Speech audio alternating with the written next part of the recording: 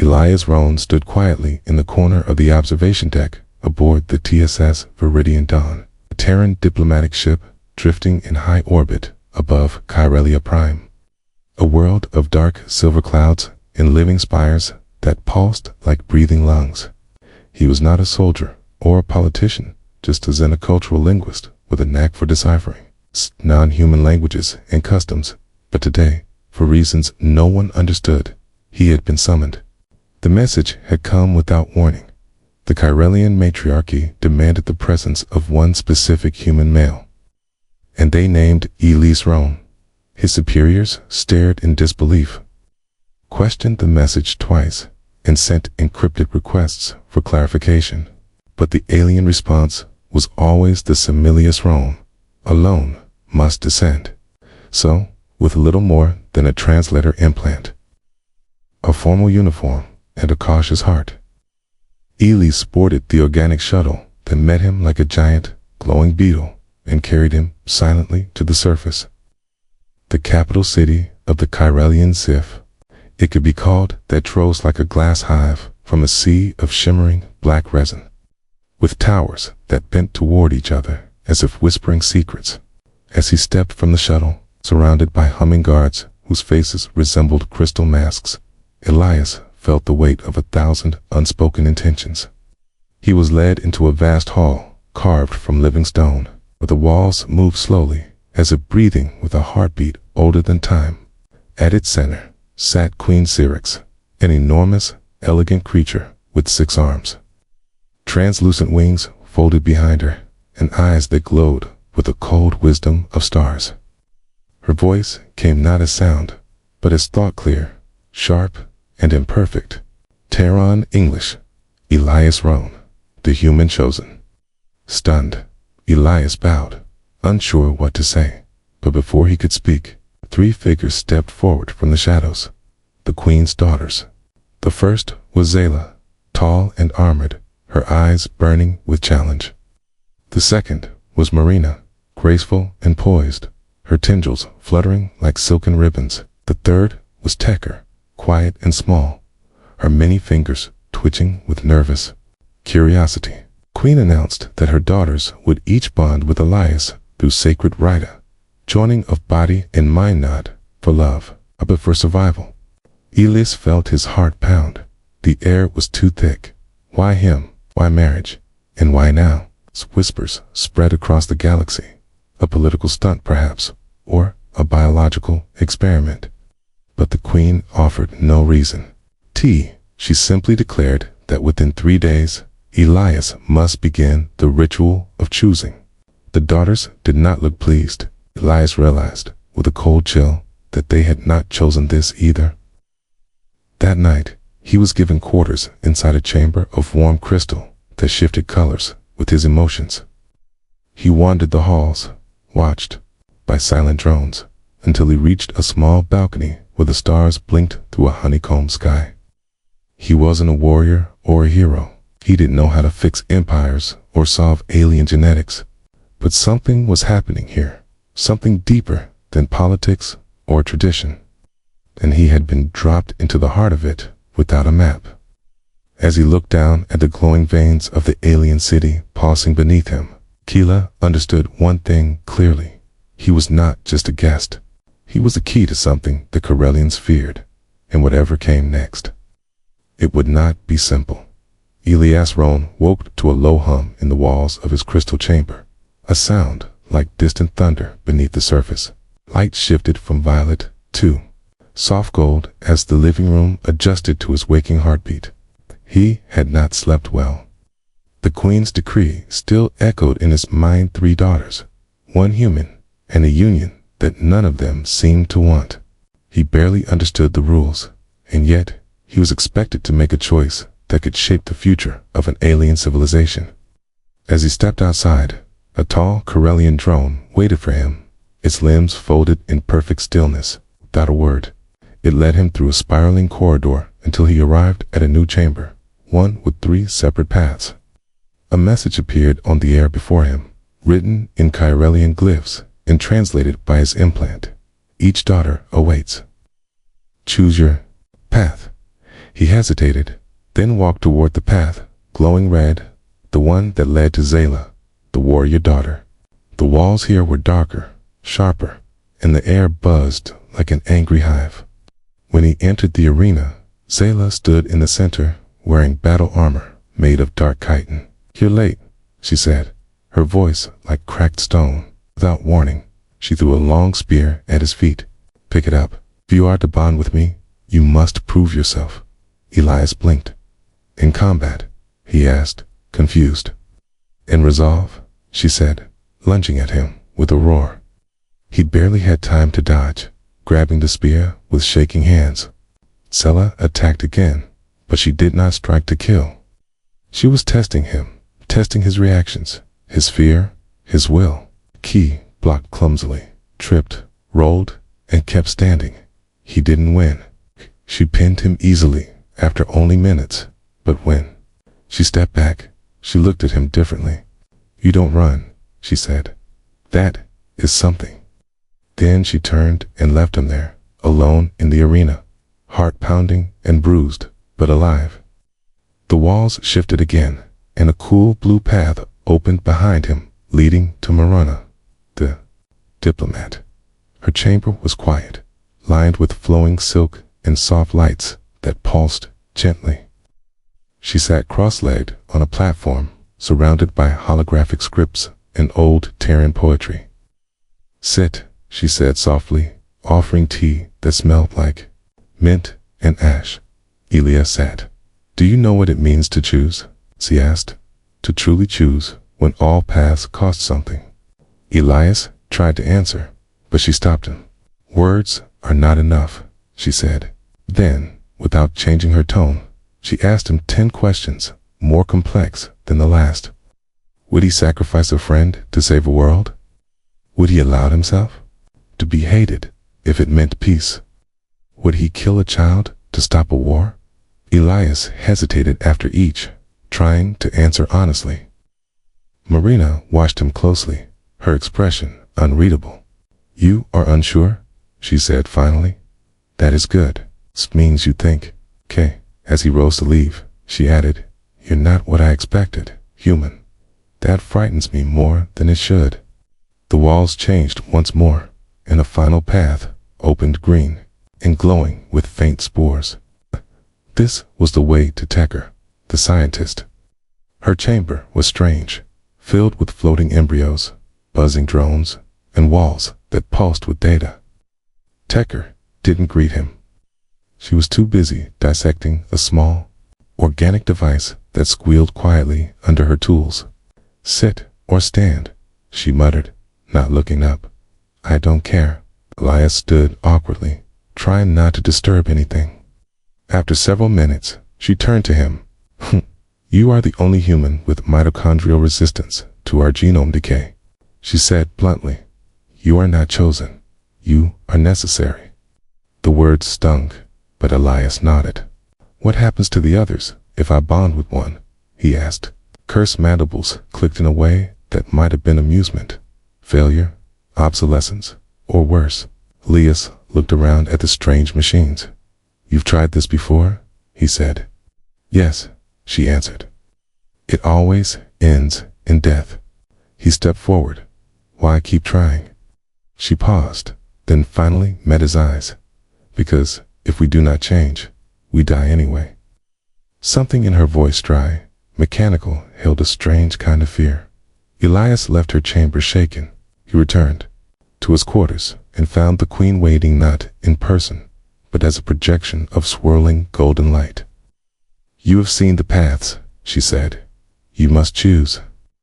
Elias looked down at his hands, still trembling from Zayla's blows, still chilled by Marana's questions, still haunted by Tecker's warning.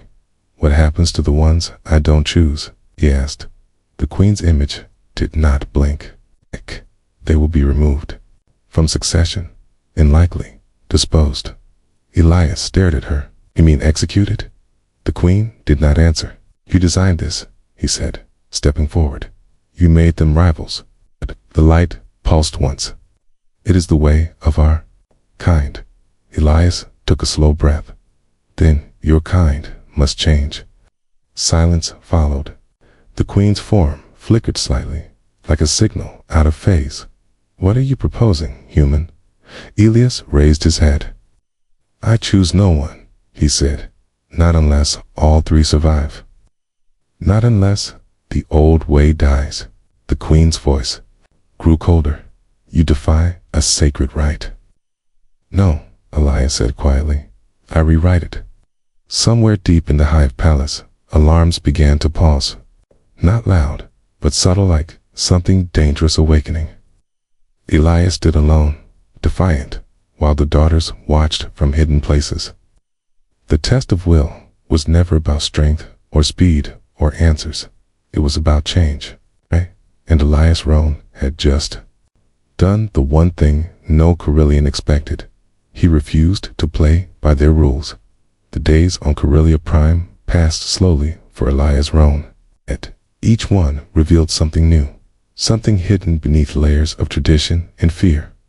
After refusing to choose any of the queen's daughters, unless they were all allowed to survive, Elias found himself under quiet but constant observation. His chambers were no longer private. Drones floated nearby at all times, pretending to clean or repair, but clearly listening. Meals arrived on time, but were bland, as though meant to keep him alive, but not satisfied. He noticed that the palace staff's strange insectoid hybrids that never spoke had started to act differently around him. Some hesitated before approaching. Others passed notes with strange symbols. One morning, he found a glyph etched into the corner of his room, glowing faintly blue. It wasn't Carillion. It was something else. That night, Elias met Miranda again, this time in a quiet garden where trees shimmered with bioluminescent sap. She came alone, without guards, and sat beside him on a curved bench of living coral. They say you refused, she whispered. Elias nodded. I won't choose one of you unless the others are spared. Miranda looked up at the stars beyond the transparent hive dome. No one has ever done that before. He waited. Why me? He asked. Why did your mother choose me? She didn't answer directly. Instead, she handed him a small device, like a folded piece of crystal. Tekker gave this to me. She wants you to see the truth. Before he could ask more, Miranda stood and left without another word. Alone, Elias activated the crystal. It expanded, glowing softly, and a projection appeared in the air. Thousands of flickering lights. Medical reports, birth records, failures. A voice, clearly Tekker's, began to speak. This is the record of the Union trials. For the past 200 cycles, the Queen has ordered the creation of hybrid offspring between Carillions and other species. Out of 4,312 attempts, 4,312 have failed. All subjects die within weeks. The genetic collapse is accelerating. Images flickered horrifying pictures of malformed children, screaming hybrids, sterile eggs. Queen does not want peace. With humans, Tekker's voice continued. She wants survival. Your mitochondrial structure is stable in ways ours are not. Your DNA can bond where others decay. You are not chosen. You are a solution. Elias's stomach turned. He had feared something like this, but hearing it confirmed was different. He fast-forwarded the file, watching logs of trials of researchers begging the Queen to stop. She never did. One file, marked confidential, showed a message from Queen Syrinx herself. Continue until success. The caste must endure. We cannot allow the fall of the bloodline. The male will comply. If he resists, apply Protocol Red. Elias paused the playback, heart racing. What was Protocol Red? Just then, the projection fizzled and shut down. A drone had entered the room. It scanned the air, then turned toward him with a sudden burst of speed. Elias ran. He sprinted through the curved hallways of the Hive Palace, dodging the drone's sweeping arms. More came from above, but before they reached him, A panel in the wall slid open, and a hand pulled him inside. Zayla stood there, armor gleaming, eyes burning with frustration. "You're lucky I was nearby," she said, sealing the panel behind them. "You shouldn't have watched that file." "You knew?" Elias asked, breathless. "We all knew," she said, "even if we didn't say it." Zayla walked ahead, leading him through narrow tunnels behind the palace walls. Marina plays politics. Tekker hides in science. I trained for war, but none of us were told the full truth. Not until now. They emerged into an underground chamber filled with old technology, dust-covered machines that hummed with forgotten power. "What is this?" Elias asked. "The old vault," Zayla replied. "From before the castes ruled everything, before the matriarchy swallowed all other voices." She handed him a thick, handwritten book, something rare in Karelia. "These are stories," she said. "From the time when we lived differently, when our kind chose leaders through unity, not birthright." Elias opened it slowly. The drawings were crude, but clear. Carians had once been many tribes, not a single hive. Their society had once allowed choice. "Your mother destroyed this," he whispered. Zayla nodded. She believed unity could only come from control. "She erased our past, but you bring it back."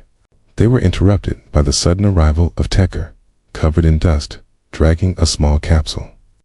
"We don't have much time," she said. "The Queen knows." Elias saw the records. She initiated protocol red. "What is it?" Elias asked again. Tekker looked at him, her expression grim. "Termination, dissection. They'll harvest your DNA directly. No ceremony, no consent." Elias felt the blood drain from his face. "We have to run," Zayla said.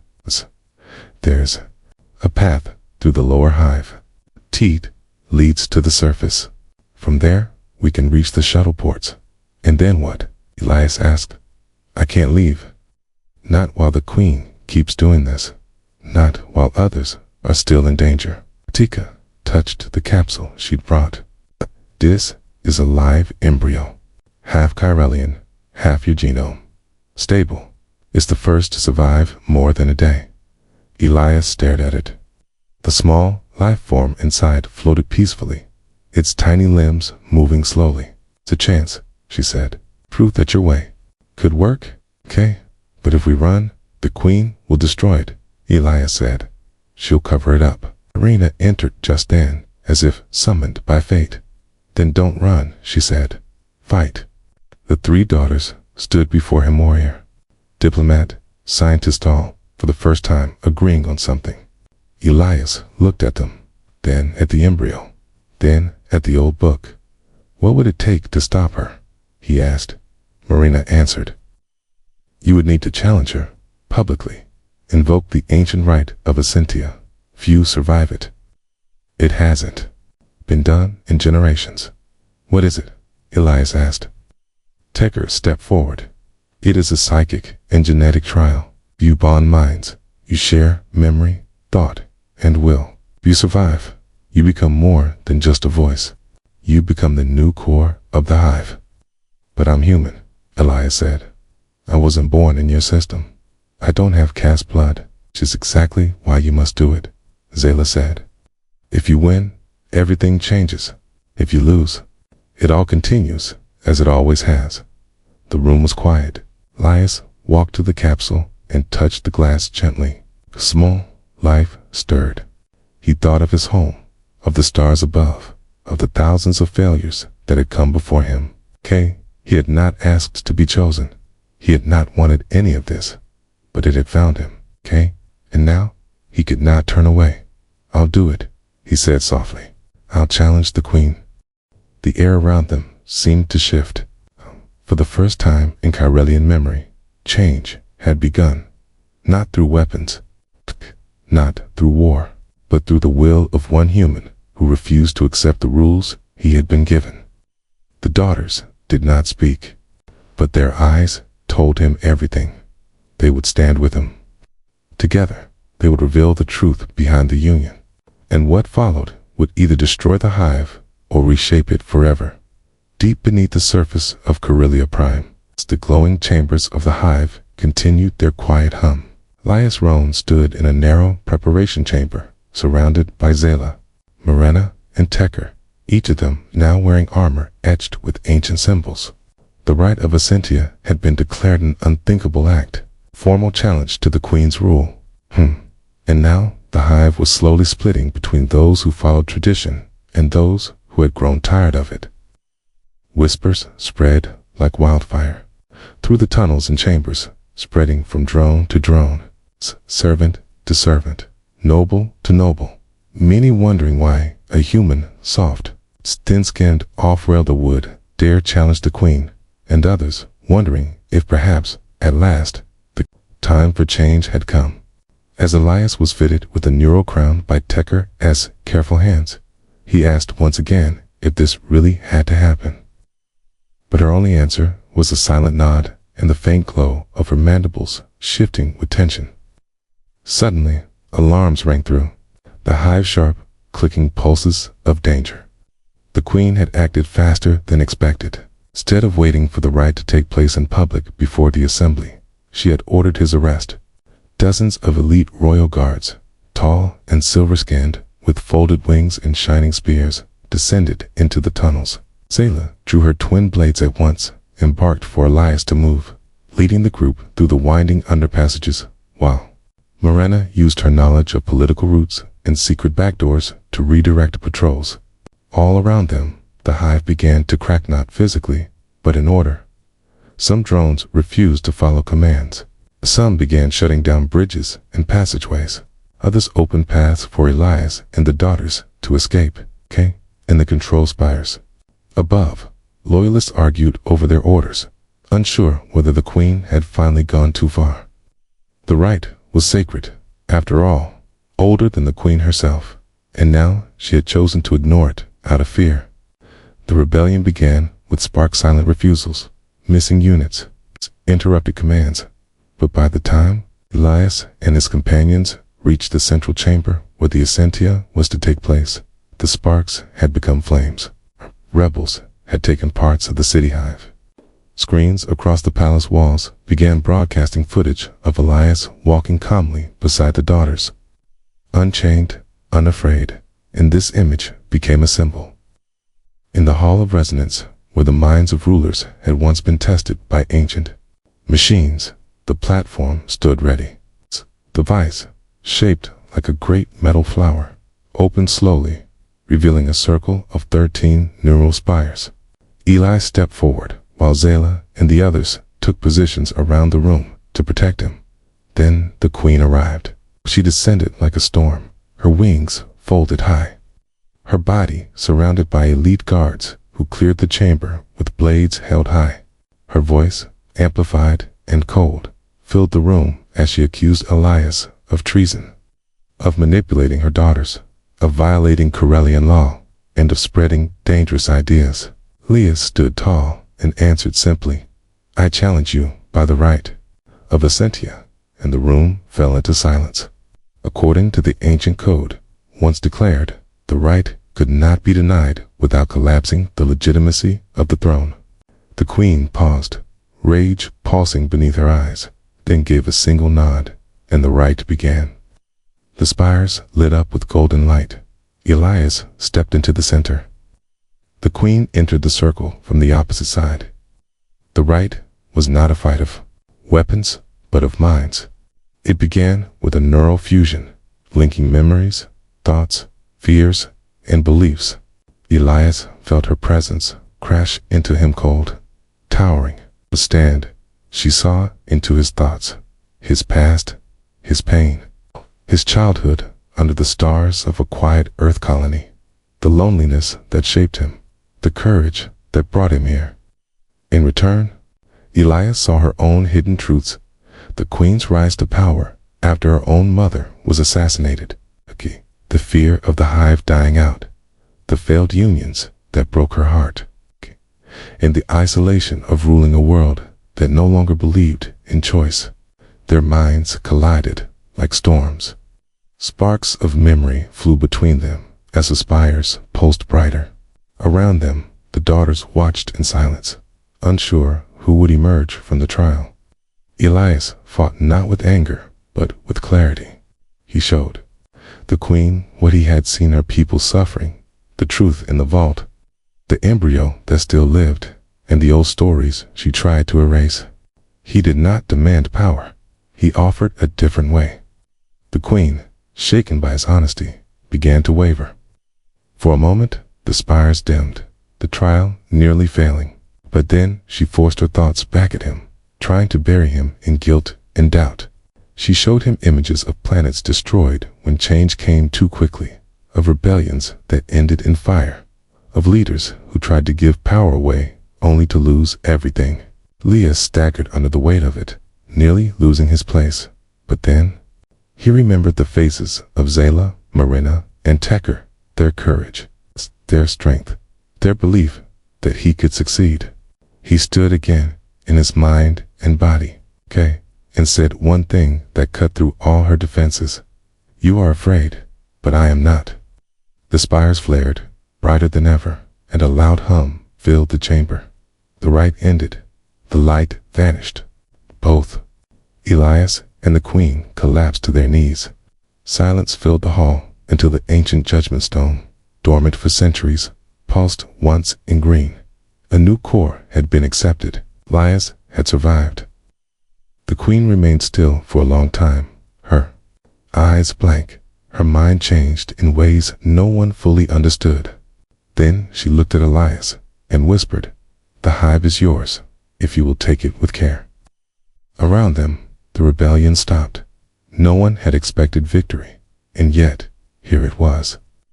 Zayla sheathed her blades and stepped forward, offering her hand. Marina bowed her head slightly, a rare gesture of trust. Tekker opened a small case and showed Elias the embryo again, still alive, still stable. Adi, it was proof of what could come next. Outside the Hall of Resonance, drones and nobles alike gathered, watching from screens and clear panels, unsure whether they were seeing the beginning of peace or the beginning of something even more powerful. Kaya stood, slowly, helped by the daughters, and addressed the gathered crowd with a voice made louder by the chamber's old machines. We are not enemies. We are not tools. We are more than castes and bloodlines. We are future. And the hive listened. The uprising was not ended by blood, but by truth. And for the first time in generations, the walls of Curelia Prime echoed not with fear, but with hope, as the sunless skies above Curelia Prime darkened further with swarming clouds of unrest. The echoes of the rite of Essentia still lingered in the minds of the people, but peace had not yet taken root. For, although Elias had survived the trial and been accepted by the judgment stone, the queen had not relinquished her throne, and her presence still loomed like a shadow over every corridor and chamber of the hive. Her orders carried out in whispers, and her loyalists moving in secret, creating an uneasy balance that could collapse at any moment. And Elias knew that the true battle was not over. Not while Queen Syrinx still held power in name and influence, and though she had whispered words of respect and almost surrender, the way she had withdrawn so quietly afterward, the way her guards had refused to meet his gaze, told Elias that something deeper was stirring, something far more dangerous than the rite itself. And so he remained in the inner sanctum with Zayla, Tekker, and Marina, trying to form a new path forward while watching every entrance with wary eyes. And it was during one of these tense evenings, its flickering lights buzzed weakly across the high ceiling and a silence too perfect settled over the area, that a single messenger drone arrived, its message glowing on a transparent disk, bearing the queen's crest and a challenge written in the old dialect.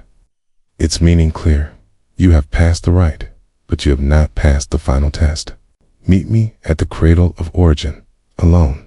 And beneath the message, a time and location were marked. A place long forbidden, deep in the bones of the planet where legend said the first hive had formed, where Chiralians were born, not by command, but by choice. And though Tekker and Marana immediately advised against it, Zayla only stared at Elias and said, "If she wants you there, she has a reason, and you'll need to know what it is before she acts on it."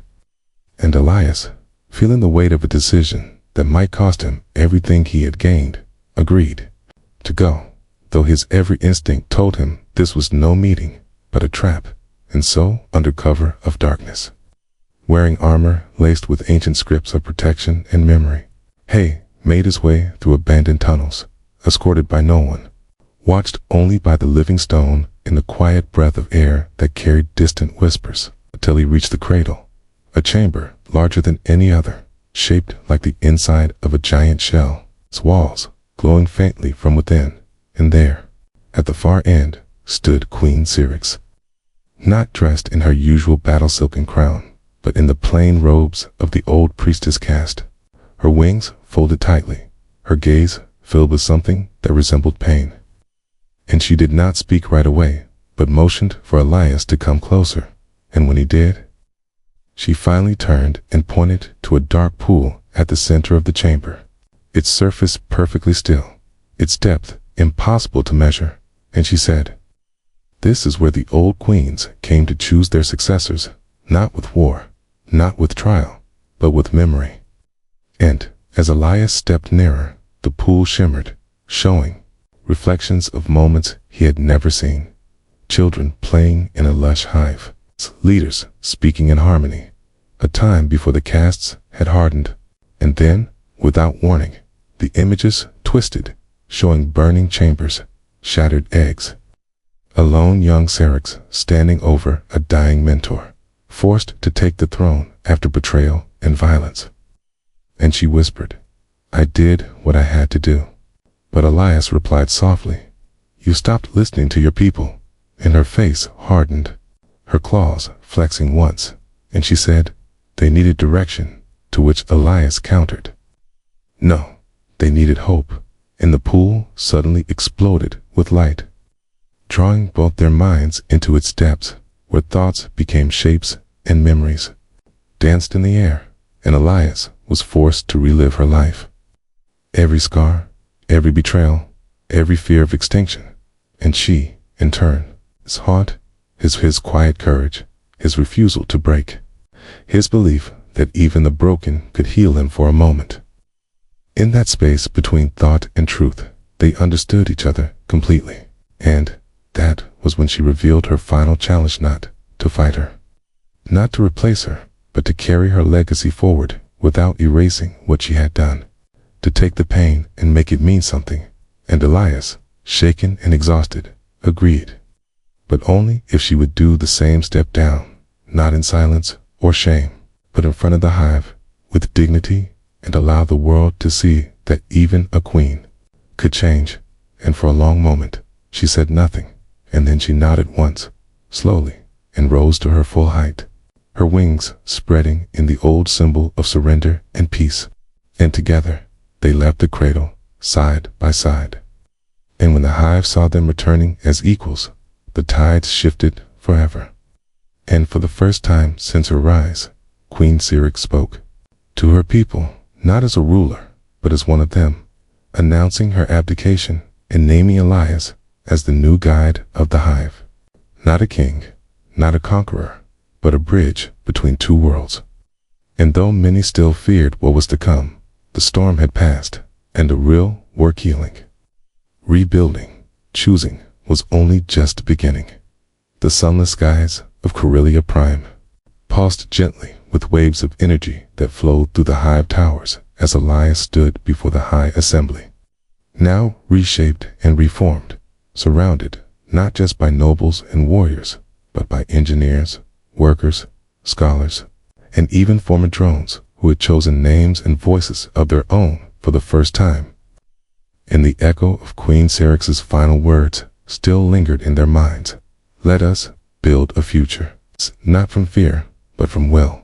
And though the throne sat empty now, a new seat had been crafted in its place, shaped not like a throne, but a circle, wide enough for many, where decisions would be shared and power no longer concentrated in one voice alone. And Elias, chosen by both tradition and change, now stood not as a ruler, but as the first guide of this new path. But even as peace settled like gentle mist across Corellia's glowing towers, he knew the silence was fragile.